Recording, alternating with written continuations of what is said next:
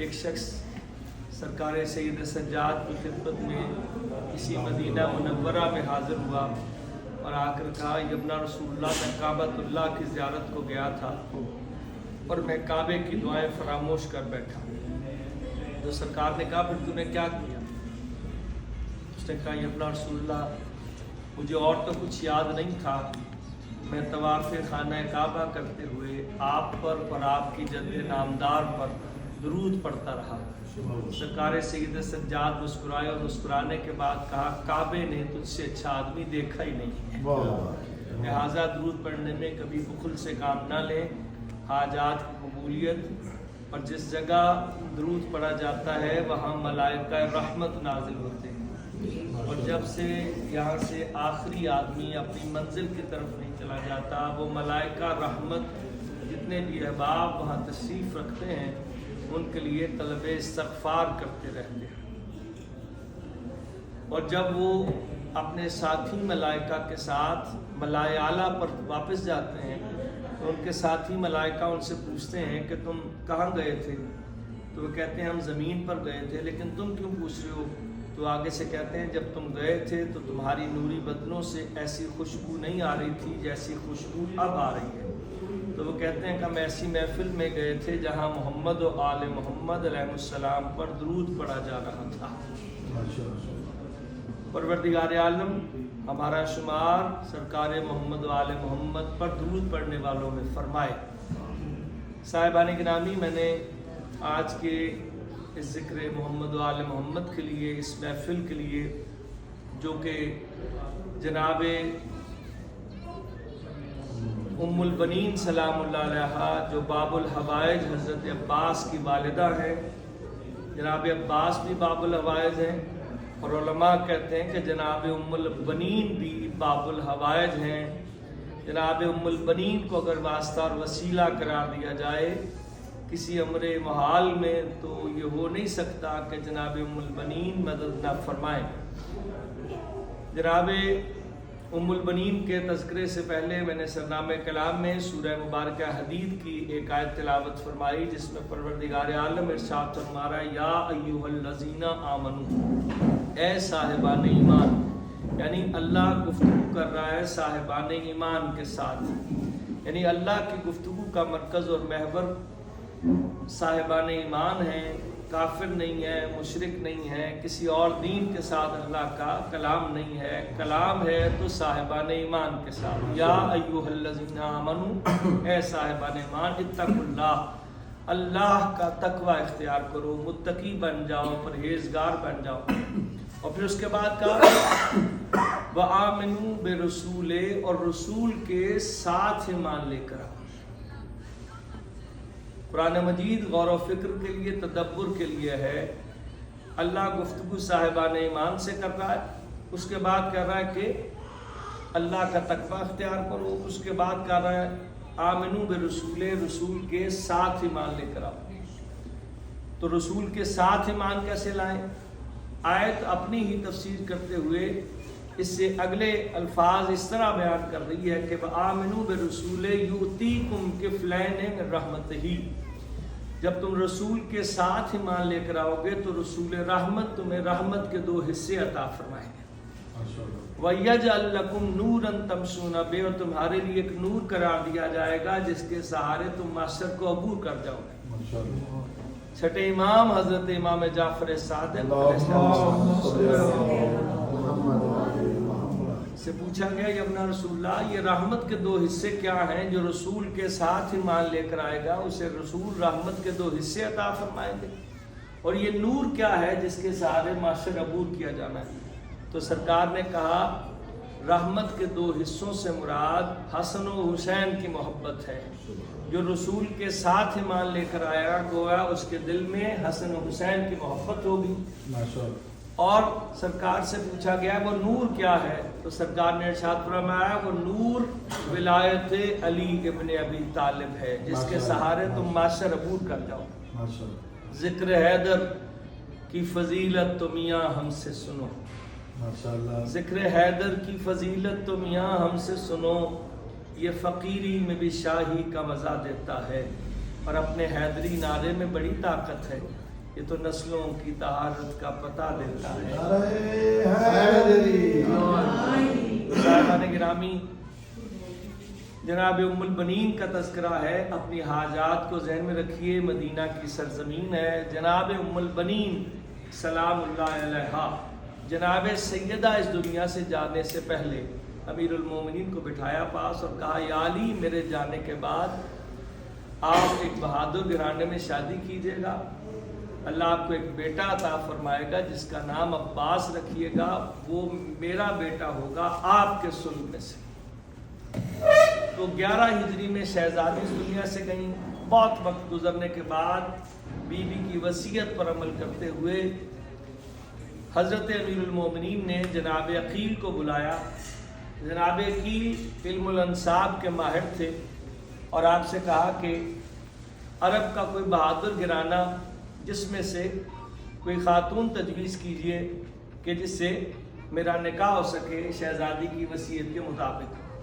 تو آپ نے کہا کہ ایک ہی گھرانہ ہے جسے بنی کلاب کہتے ہیں۔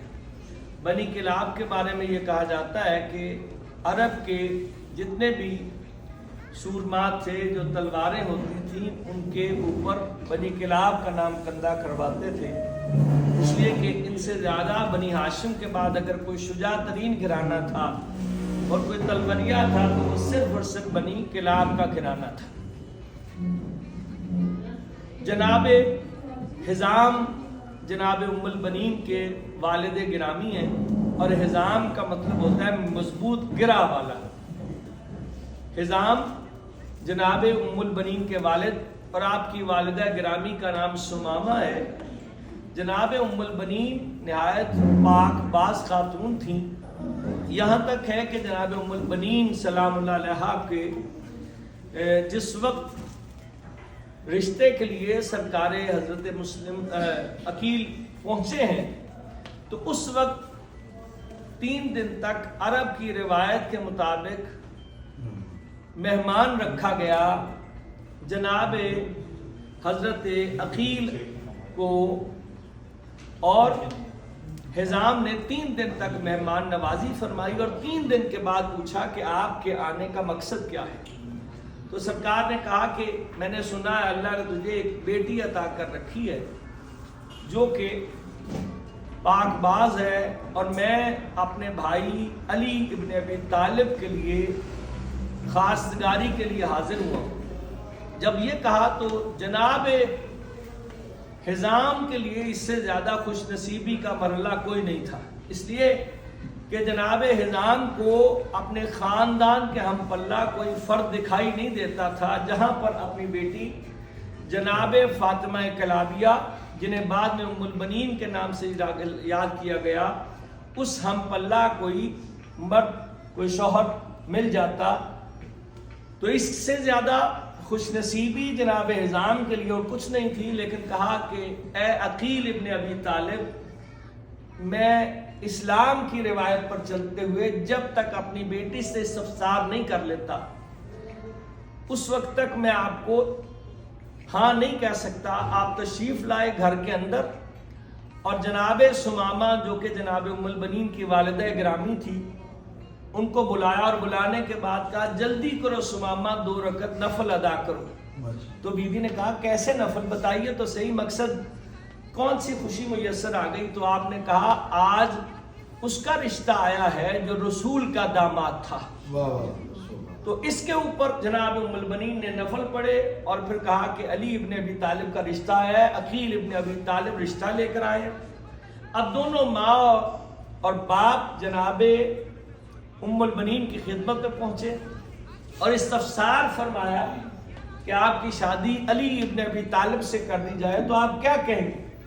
تو آپ نے کہا، آپ نے اس استفسار سے پہلے کچھ دن پہلے خواب دیکھا تھا، اور خواب یہ دیکھا تھا کہ میں بیٹھی ہوں تو میرے خواب کے اندر یہ دیکھا کہ 3 ستارے بی بی کی گود میں آ گئے اور ایک چاند بی بی کے ہاتھ پر آ گیا۔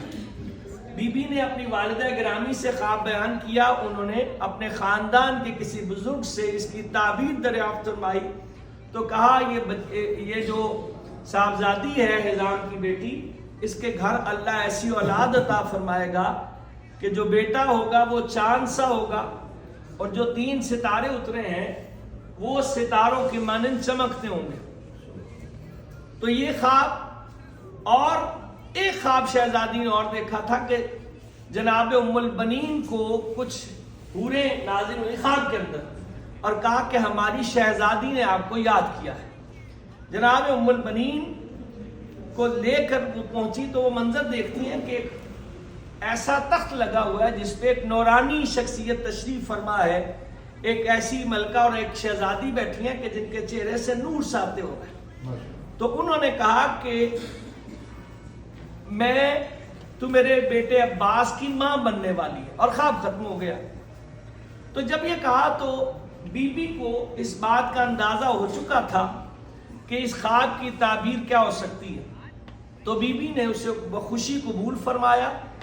جناب امیر المومنین کی زوجیت میں نکاح ہوا، اور جس وقت جناب ام البنین زوجیت امیر المومنین میں گئیں اور بیاہ کر امیر المومنین کے در اقدس میں اسی مدینہ میں تشریف لائیں تو بڑھ کر شہزادیوں نے استقبال فرمایا،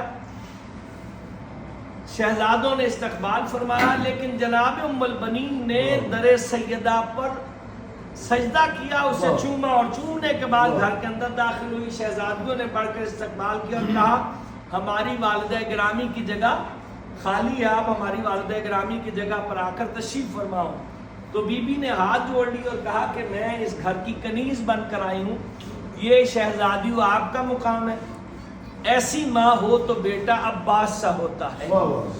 لہذا بچپن سے ہی شہزادی ام البنین نے اپنے بچوں کو بالخصوص حضرت عباس کو یہ تعلیم کیا کہ تم کنیز زادے ہو، وہ شہزادے ہیں، وہ شہزادیاں ہیں، تمہاری نگاہ قدم جناب سیدہ سے اوپر نہ اٹھنے پائے، کہیں مجھے جناب سیدہ زہرا سے شرمندہ نہ کروا دینا۔